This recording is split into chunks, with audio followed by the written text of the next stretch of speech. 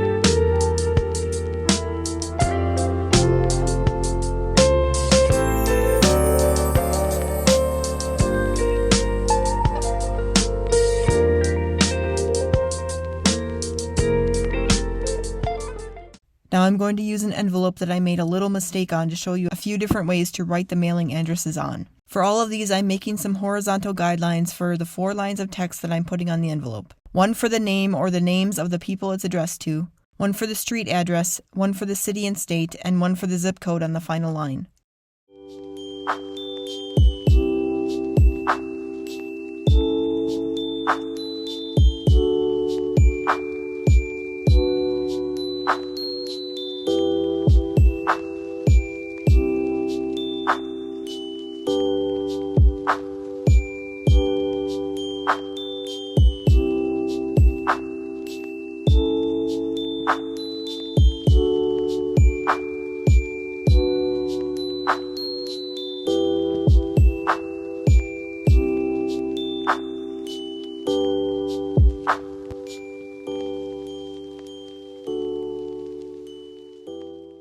First one is to have everything centered on the envelope. That's my go-to. For this one, I'm drawing a vertical line down the center because I want to center the lines of text. To figure out how to center each of the lines, this is how I do it. I count the number of characters, so letters, numbers, symbols, including punctuation marks, and also the number of spaces in each line. Then I divide that total number by 2. So if you start with an even number for the amount of characters in a line, you'll end up with a nice even number for your midpoint. For example, 22 total characters divided by 2 would give you 11. So in that case, 11 characters would be written on the left of that middle line you drew, and 11 characters on the right. But if the total number of characters is an odd number, then you'll end up with something and a half. So for instance, 17 total characters divided by 2 would give you 8.5. In this case, you would have 8.5 characters to the left of the middle line and 8.5 characters to the right. In other words, the 9th character from both sides, whatever that is, would be cut in half on the middle line. So the 9th character would be written directly on the middle line, and every character in that line would be written on a line rather than in between them. With that being said, though, I didn't actually draw multiple vertical lines in these examples. I wasn't being that precise. I'm going to go over all of this again in detail in an upcoming video sometime next year, which isn't that far from now, that will be all about writing mailing envelopes. We'll go over many more scenarios and methods in that video. So then I sketch in the text of each of the lines according to my calculations. I usually start with the center character or the 2 characters that flank the center line, and then I continue writing the line to the right. Then I go back to the center and work my way backwards to the right. So I write the rest of the line in backwards order, if that makes sense. Backwards because you're starting from the center line and writing to the left, so the order you're writing it in is backwards, but when you read the line of text, it isn't backwards. Another option you have is to align every line of text to the right. In this case, you would start at the right margin and then just write the entire line of text backwards from the right. Again, writing the characters in backwards order, not writing the whole line of text backwards so it reads backwards, if that's not obvious. Another option you have is to have the text aligned to the left. This one's the easiest. You just start at the left margin and you write the characters in order in each line.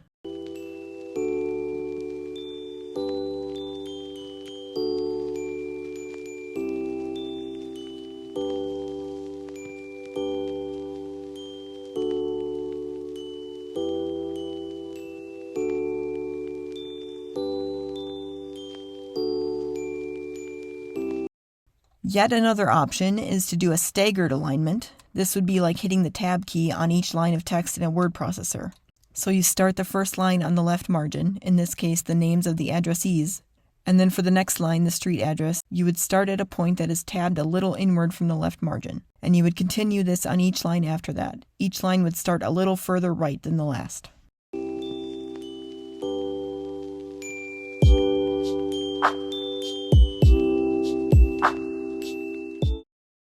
Here are a few more examples I made in the Procreate app to show the alignment options a little more clearly and to show you a few different options you have to address the people that you're sending these to. Again, I'm going to talk about way more options in this video that I plan to put out in the future.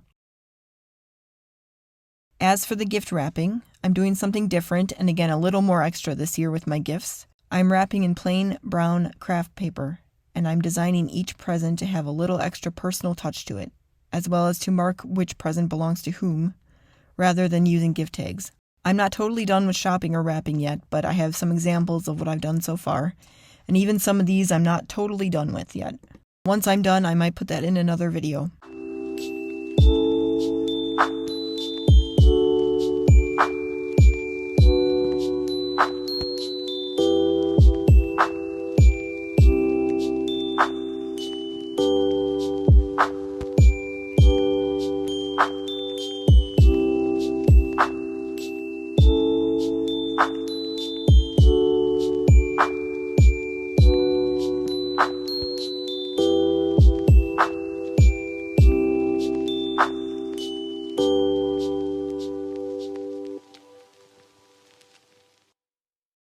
I also do have a quick tutorial of how to make a gift bag out of your gift wrap.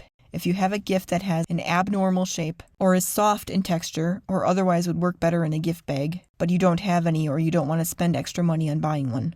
Or, if like me, you'd rather make your own design. So first you want to make a gatefold with your strip of wrapping paper. Make sure it's going to be big enough to hold your present inside. To do this, you fold the right side in towards the middle, then you do the same to the left side. Then secure the two folded parts together. Then fold up the bottom however big you want it to be.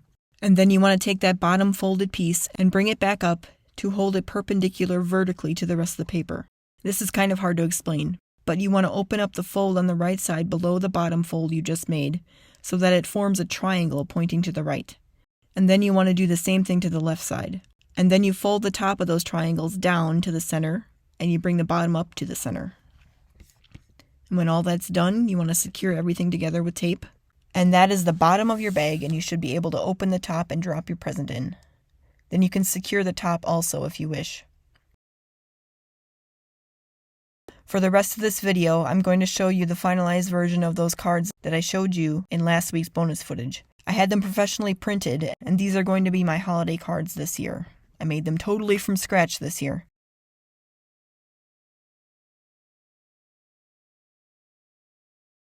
All right, everyone, that is going to do it for this week's video. Stay tuned until the very end. I've got some bonus footage and sneak peeks for you. But first, I want to thank you, yes you, for watching this video. I really appreciate it.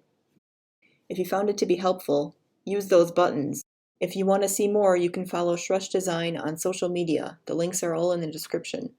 And if you would like to browse my online shops, I have 2 Etsy shops and a Fiverr account, also listed below. If you're local to southeastern Wisconsin, I have even more services available, so you'll want to check out my website for that information. But wait, there's more! If you happen to be planning a wedding in the near future, I have another YouTube channel called Shrush Design Weddings, through which I discuss all of the choices you'll have while planning your wedding. And I also have another channel called Poised Pencraft, through which I teach the art of lettering, calligraphy, and some graphic design skills if you want to learn how to create your own designs from scratch and make each project truly your own.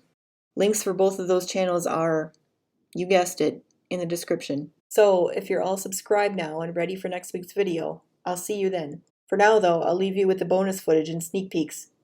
Enjoy! For the bonus footage, I've got some assistant Chaz and his particular brand of assistance, which isn't usually very helpful.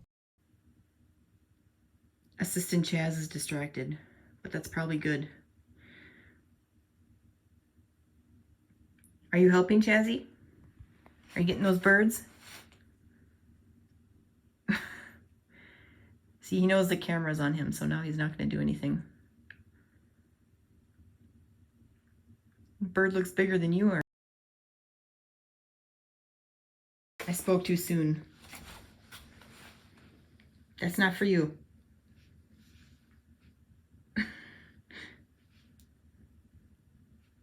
Do I need to get you one of those too? I definitely spoke too soon. Chazzy, assistant means you assist. You know what assist means? And for sneak peeks, the rest of the holiday videos are still on schedule. Next week, the 14th, we're diving into some holiday signage, ornaments, and other decor. And the following week, the 21st, will be all about the murals. I have started those and have been updating my social media and also my YouTube shorts for those who follow me. So you may have seen some sneak peeks already, but in case you have not, here's some more.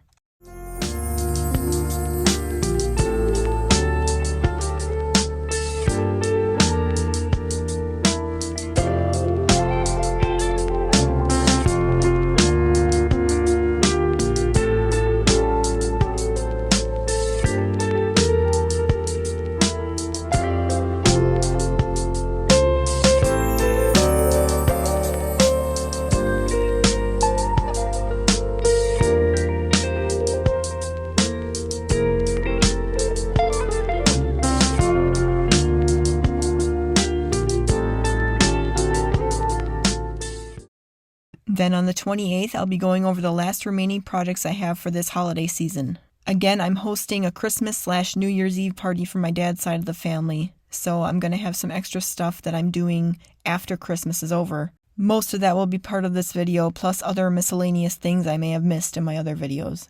But that's it for now, so I will see you next week with holiday signage and decor video. Bye!